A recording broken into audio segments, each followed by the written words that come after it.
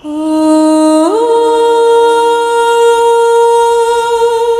married two sisters, and he lived to regret it. People of the land, gather close because tonight I'll tell you a story. In the heart of Umuokwe, there lived a king named Ezeobidiego. He was tall, broad-shouldered, and carried the kind of voice that could quiet a crowd without raising a hand. Ezeobidiego was loved by his people and feared by his enemies. But his greatest challenge wasn't a rival kingdom, it was love. He dared to love two sisters. One held his heart, the other held his crown, and between them, a storm brewed that almost swallowed a kingdom. In the neighboring village of Ujari lived two sisters, Adaku and Obianuju. Adaku was the elder, graceful and wise beyond her years. She walked with the calm of a morning river and spoke softly, yet her words carried weight. Her beauty was warm, like the sunrise. Obianuju, the younger one, was a storm in human form.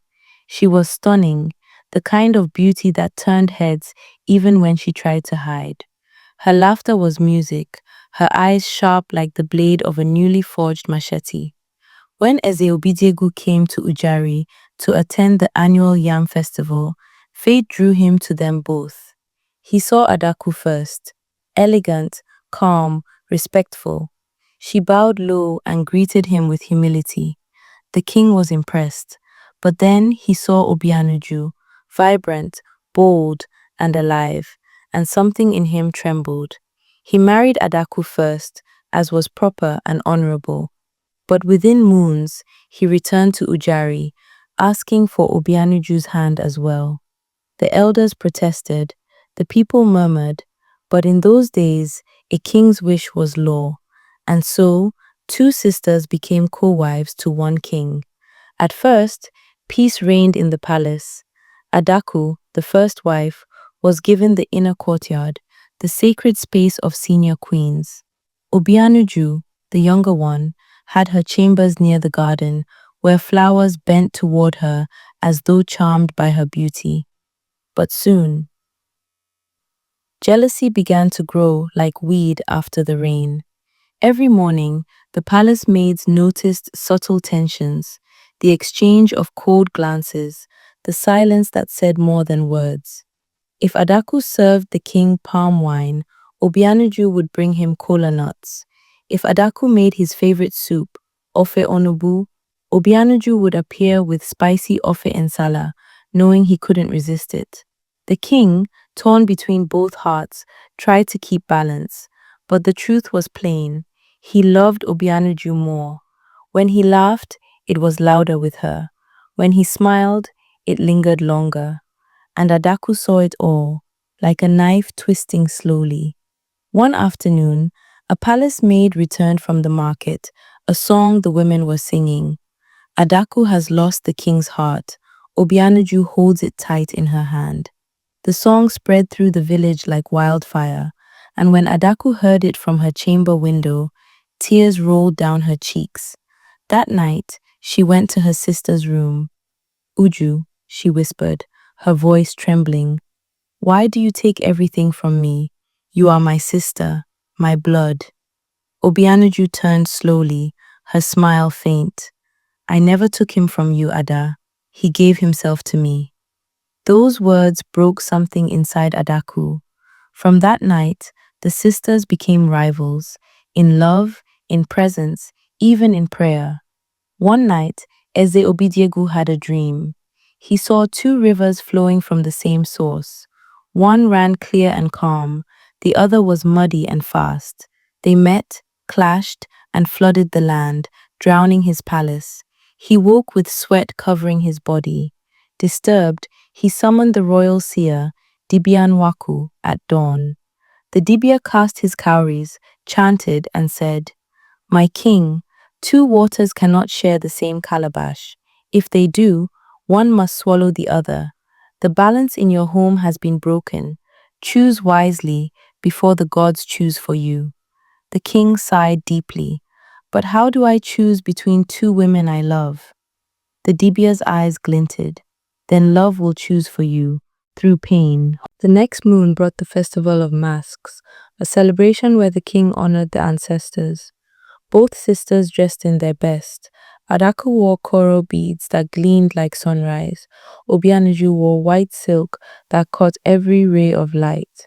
As they stood beside the king before the crowd, Obianuju reached and placed her hand gently on his arm, a gesture meant to claim, not comfort. Gasps filled the air. Even the drummers missed a beat. Adaku stepped back quietly, her heart pounding like the royal drum. That night, she couldn't sleep. She went to the shrine of Ani, the earth goddess, and wept. Why must I suffer in silence? Why must my own sister mock me? The wind blew through the trees, as if the gods themselves were listening. A few days later, chaos erupted. The king's sacred ivory necklace, a symbol of his rule, was missing. The palace guards searched every room, and to everyone's shock, it was found beneath Obianuju's bed. The younger queen fell to her knees, crying, I swear I did not take it. Someone put it there. But the palace was already roaring with whispers. The king, torn between love and duty, looked at her and saw fear, confusion, and heartbreak. Who would dare do this? He muttered. All eyes turned to Adaku. She said nothing, but her silence spoke louder than a confession. The king exiled Obianuju from the palace that same day to the old queen's compound outside the palace walls. And for the first time in years, Adaku smiled again. Peace seemed to return, but it was short-lived. Within weeks, strange things began happening. The king's livestock refused to eat. Children in the palace fell ill, and at night, the sound of a woman crying echoed through the courtyard, though no one could find her. One midnight, the king woke to find the sacred ivory necklace back on his throne, glowing faintly. Terrified, he sent for the dibia again. The man looked grim. The gods are angry. A woman's tears have reached the heavens. Until truth is spoken, Umuokwe will know no peace. The king's heart sank. He knew then Obianuju's banishment was unjust. He rode that very night to her compound. He found her thin, pale, and broken, yet when she saw him, she still knelt. My king, she said weakly, have you come to finish what pain began? The king knelt too, for the first time before a woman. No, Uju, I came to beg forgiveness. Adaku stood by the doorway, watching in silence. When the king demanded the truth, her voice cracked. Yes, she confessed, I planted the necklace. I could not bear to lose you to my sister. I thought if she left, peace would return. But now I see, I only cursed us all. Tears filled the king's eyes. Love without truth is poison, he said softly. Adaku fell to the floor, sobbing.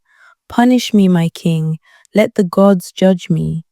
But Obianuju stepped forward and shook her head. No, Ada, I forgive you. We were both trapped, not by each other, but by love that was never equal. She turned to the king. Let there be peace again in Umuokwe. The next morning, the king gathered his people in the village square. He confessed all, his divided heart, his blindness, his mistakes. I tried to hold two suns in one sky, he said, but love demands truth, and truth demands sacrifice. He restored Obianuju as queen, not above her sister, but beside her, as equals. He built a shrine to Ani, dedicating it to peace among women and forgiveness within homes. And as the drums of Umuokwe beat once again, the clouds that had hung over the kingdom slowly cleared. Adaku and Obianuju, though never as close as before, learned to speak without bitterness. They say in the years that followed, the king's rule was peaceful, his reign long, and his story remembered, not for power, but for the courage to admit love's mistakes.